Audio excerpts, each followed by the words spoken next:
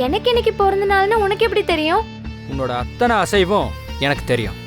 அப்படியா? அது எப்படி? உனக்காகவே நான் ஒரு சேட்டலைட்டை ரெடி பண்ணி அதை வானத்தில் பறக்க விட்டுருக்கேன்.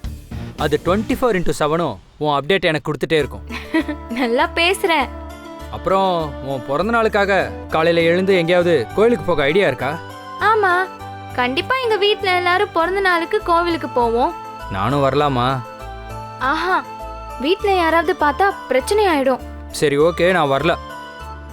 சரி, எந்த கோயிலுக்கு போவ? எங்க வீட்டுக்கு பக்கத்துல இருக்கிற பொன்னியம்மன் கோவிலுக்கு தான். ஓ, அப்ப நான் அங்க வர முடியாது. சாரிப்பா. பரவாயில்ல, நீ என்ன பண்ணுவ?